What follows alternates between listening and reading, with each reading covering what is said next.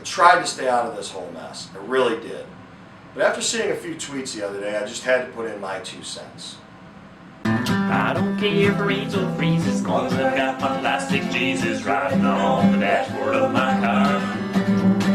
You can buy pink and pleasant clothes and darkies, phosphorus and plastic Jesus, you will take me far.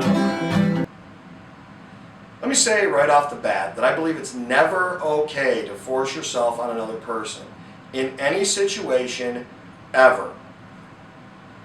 A few nights ago, I was surfing Twitter and came across the following tweet under the hashtag #RapeCultureIs.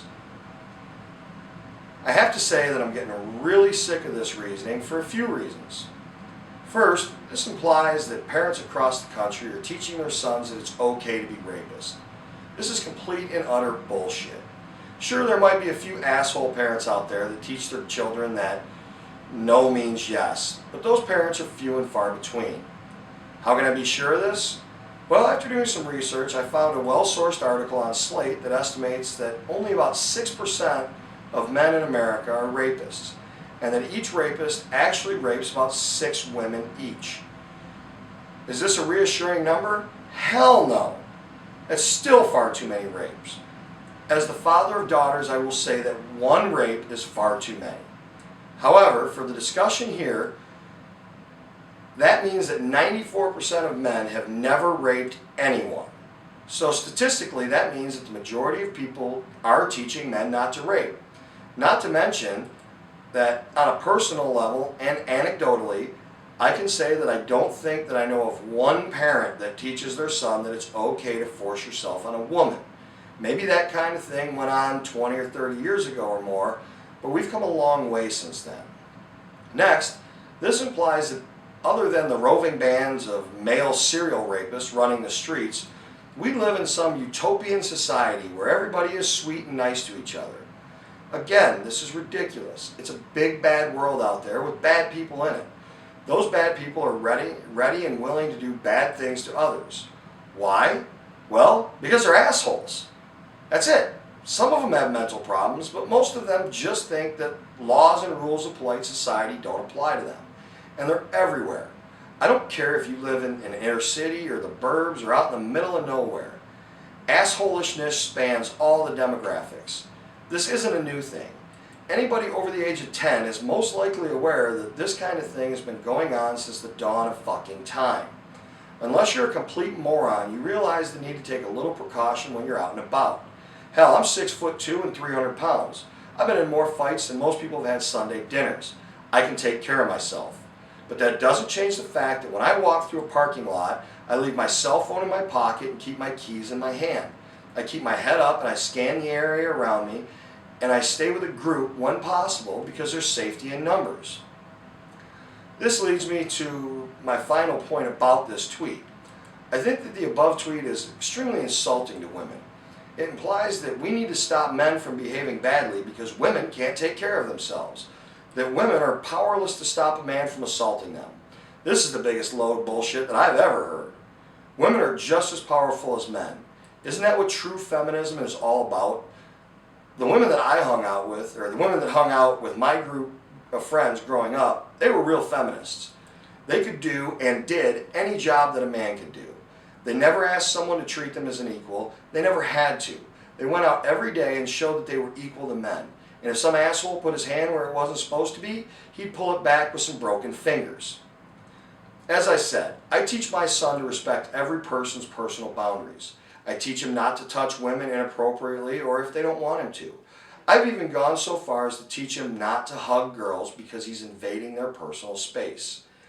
But I've also taught my daughters to be aware of their surroundings, to travel in groups when they go to parties, to always keep their drinks in their hand, and I've taught them how to seriously put the hurt on someone who goes further than they're comfortable with. I want them to be able to go where they want, but I want them to do it safely.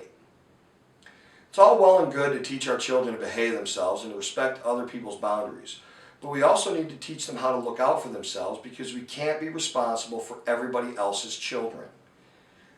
Look, I consider myself a feminist in that I want equal treatment for men and women on all fronts. I strongly believe that women are equally as capable as men and can do anything that a man can do. What I don't buy into is this idea that we live in a rape culture. This interaction on Twitter really disgusted me, especially since it was coming from alleged skeptics. As I said before, the OP's assertion that hardly anyone are teaching men not to rape is completely off base. After explaining that since most men aren't rapists, apparently most parents are teaching their son not to rape women, the people in the conversation did something that in other circumstances they would call bullshit on. They began moving the goalposts. When I pointed this out and asked for an admission that the original post was inaccurate, I was told, "I'm admitting nothing. If you don't like it, fine, I'm not arguing with you." Is this what the skeptic community has come to? Making fallacious arguments, moving the goalposts, digging in their heels with bad data, and then refusing to admit error? If so, I honestly don't think that I can be part of that group anymore. To me, being a skeptic means that you go where the evidence leads you, not that you lead the evidence where you want to go. Are we any better than those who use pseudoscience to offer up bogus claims if we allow those in our own community to use the same tactics? There are good arguments out there that support the horrible abuse that many women suffer at the hands of others. However, if we use bad arguments and bad data, those who seek to oppress women will have no problem pointing to this and making us look like insane reactionaries. The skeptic community needs to take an honest look at our positions and rein in those who aren't behaving rationally, on both sides of the debate. Are you listening, Thunderfoot and Rebecca Watson? If not, people like me are going to walk away from those debates, and our already small community is going to get a whole hell of a lot smaller. And what good will we be able to do then? I'm not saying we all have to agree on everything. After all, if everyone's thinking alike, then no one's really thinking.